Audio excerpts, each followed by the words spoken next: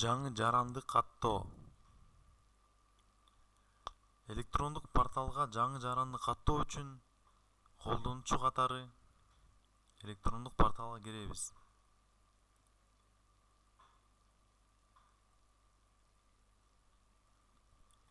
Ийгиликтүү киргенден кийин кардарлар тандайбыз.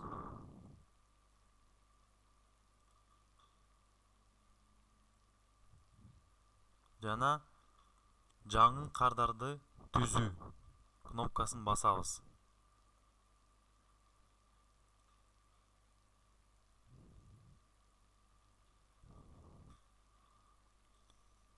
Баскандан кийин бизге ушундай 3 блоктон турган маалыматтарды толтуруш керек. Биринчиден бул жеке маалыматтар. ИНН, аты жөнү,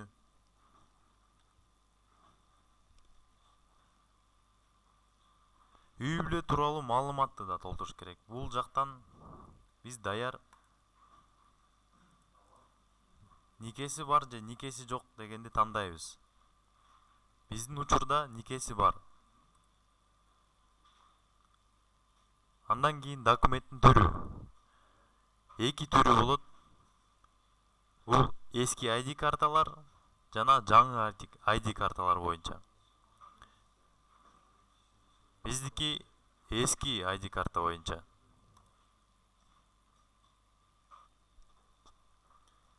Кийинки блок даректер, дареги боюнча маалымат. Биринчиден бул катталган жери, паспорт тууралуу.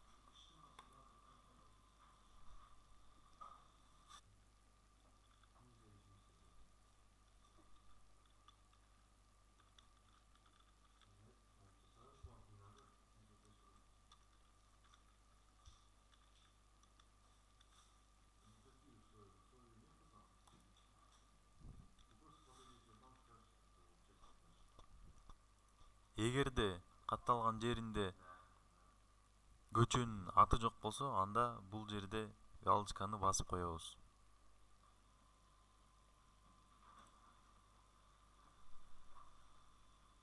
Бирок биздин учурда көчөнүн аты бар.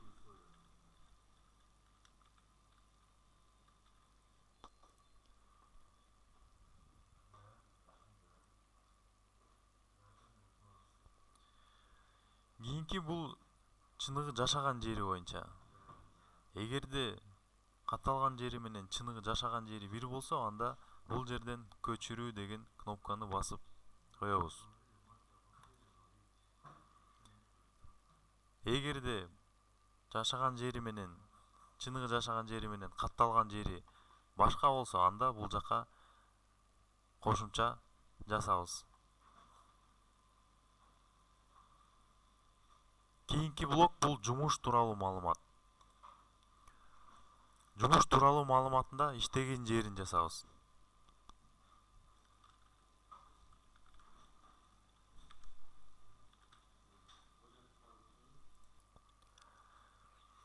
Андан кийин уюлдук телефонду киргизебиз.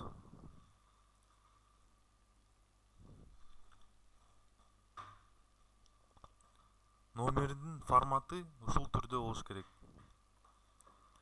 Кийинки бул электрондук почта. Эгерде электрондук почта жок болсо, киргизбей деле койсо болот. Бирок биздин учурда бар.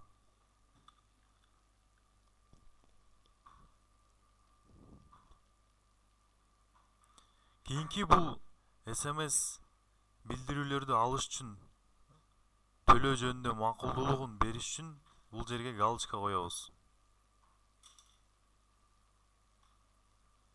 Билдирүүлөр үчүн тандалган тилди коебуз.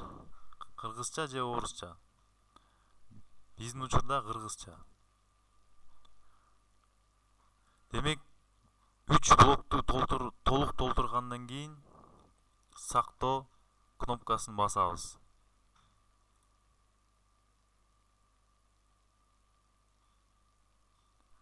Ушундай жол менен биз жаранды кардар катары түздүк. Улантуу кнопкасын басабыз.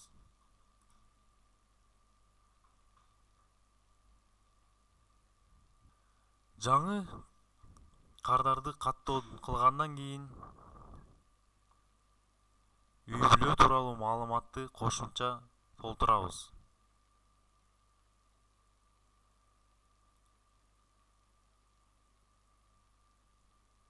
Эгерде кардардын үй бүлөсү жок болсо, анда толтуруш кереги жок. Биздин учурда үй бүлө тууралуу маалымат толтуруш керек.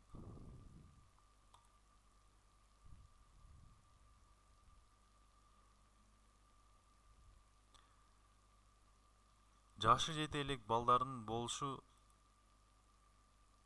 ообага которобуз жана санын билдиребиз. Биздин учурда бирөө жанында кнопканы басып кошобуз.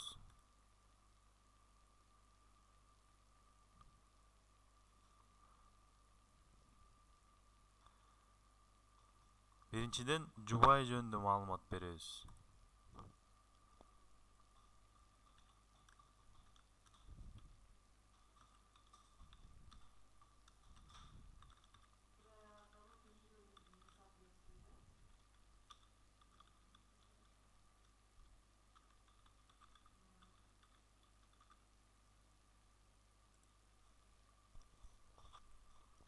Бул жерден дагы документтин түрүн тандайбыз.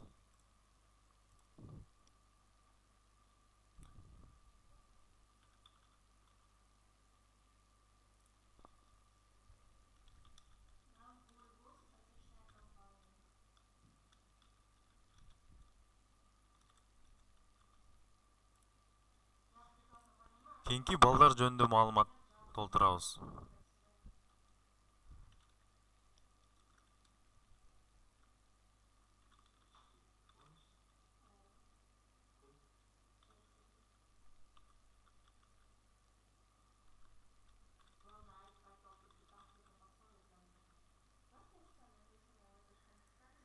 Документтин түрүнөн күбөлүктү тандайбыз.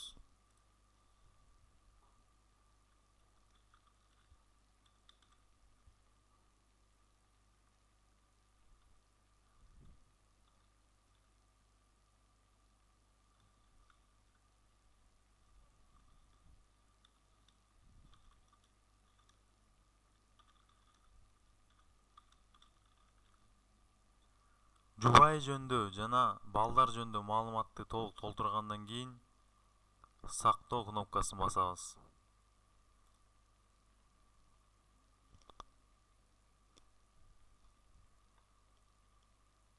Улантабыз. Кардардын профилин толук толтургандан кийин жана үй бүлө тууралуу маалыматтардын дагы толук толтургандан кийин документти басып чыгаруу блогуна өтүп, негизги программанын талаптарына туура келгендигин аныктоо үчүн кардардын мамлекеттик органдарга жеке маалыматтарын алууга жана аны колдонууга макулдуулугун алабыз. Ал үчүн документти басып чыгаруу блогунда жеке маалыматтарды иштеп чыгууга макулдук берүү формасы бар. Ошону басып чыгаруу кнопкасын басып,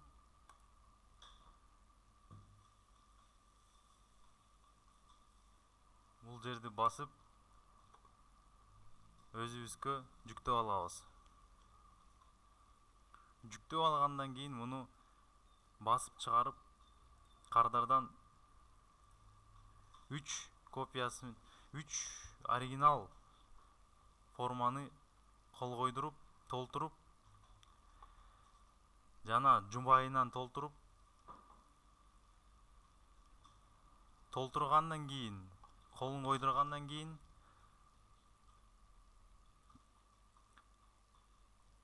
макулдуулукту алынганын аныктайбыз. Ал үчүн бул жерге галочка коюп, бул жерге да коебуз. Анткени жубайы дагы чогуу келип, ушу макулдуулугун кагаз түрүндө бериш керек. баарын бүткөндөн кийин сактоо кнопкасын басабыз.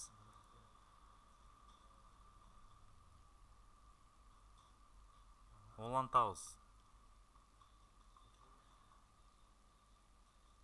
Кайрадан кардардын профилине келип, ылдый түшүп, аныкталган жана далилденген кнопкасын басып аныктайбыз. Баскандан кийин сактоо кнопкасын басабыз.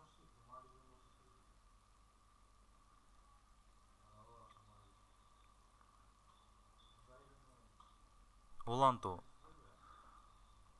Ушул этапта биз кардарды толугу менен каттадык жана жеке маалыматтарды издөө үчүн макулдуулугун алдык. Алып толук бойдон аныктадык. Каттоо ийгиликтүү бүттү.